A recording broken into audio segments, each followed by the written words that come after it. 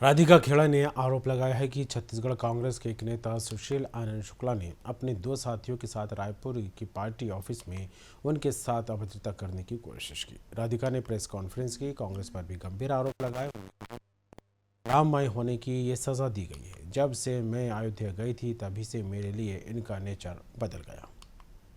मन और हर तरीके से मैं राममय हो चुकी थी और इतना ज्यादा एक अलग ऊर्जा मेरे अंदर आई और मैं वापस आके सबसे पहला काम जो मेरे दिल से अंदर से आया, मैंने अपने घर के बाहर आके जय श्री राम का एक ध्वज लगा दिया।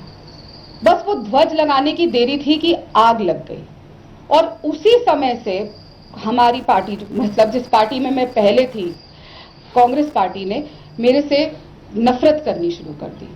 और वो तुरंत जब मैंने फोटो डाली, वीडियो डाले, तो मेरे को लगातार डांट सुननी पड़ी और लगातार बोला गया कि इसको आपने क्यों किया, क्यों तुम राम मंदिर होके आई जब चुनाव सर पे है, क्यों हर बार ये डाली। और मुझे लगातार कहा जाता था कि तुम बहुत हिंदू धर्म के लिए बोलती हो और कई बार मुझे रोक दिया जाता था डिबेट्स पे कि नहीं, तुम बहुत ज्यादा हिंदू धर्म के लिए बोलती हो। क्या अपने धर्म का स्टैंड लेना गलत है? मैं तब समझ नहीं पाती थी। लेकिन जब मुझे डिबेट्स पे जाने से रोका गया, कम कर दी गई और टास्क जो दिए जाते थे वो कम कर दिए गए और लगातार हर मोड़ पे अपमानित करना शुरू कर दिया गया, तब मुझे समझ आने लगा कि क्या शायद कुछ गड़बड़ है। लेकिन मैं तब भी नहीं समझ पाई थी कि एक षड्यंत्र मेरे खिलाफ रचा जा रहा था, मेरे कैरेक्टर को लेकर और भी चीजों की एक षड्यंत्र रच के मुझे ऐसे अपमानित किया जाएगा। मैं छत्तीसगढ़ के चुनाव की मीडिया की प्रभारी बनी और ये मेरा तीसरा बार था। 2 विधानसभा चुनाव भी मैं बतौर मीडिया प्रभारी वहां काम कर चुकी हूं और इस बार लोकसभा चुनाव पे मेरी जिम्मेदारी थी। तो ये दर्शन के बाद कुछ समय बाद जब मैं छत्तीसगढ़ गई तो लगातार मुझे अपमानित किया जा रहा था। और यहीं से बात शुरू नहीं होती।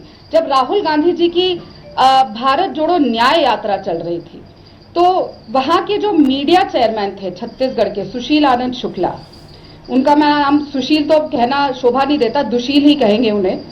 तब भी उन्होंने राहुल गांधी जी की यात्रा के दौरान मुझे शराब ऑफर करी। उनके साथ एक और उनके साथी थे, धनंजय ठाकुर, और वहां से कांग्रेस के 2 लड़कियां जो काम करती थी मीडिया डिपार्टमेंट में, वो मेरे साथ थी। और उनके सामने ही हुआ कि लगातार मुझे रात को कमरे में, जब हम कोरबा में थे, जब हम वहां पे यात्रा में वेट कर रहे थे रात को, तो मुझे लगातार फोन करके सामने भी आके कि आपको कौन सी शराब चाहिए, हम आपके कमरे में शराब पहुंचाने का काम करेंगे। और शराब पी के 5 से 6 इसके प्रवक्ताओं के साथ मीडिया चेयरमैन आके मेरे कमरे पे भी खटखटाते थे।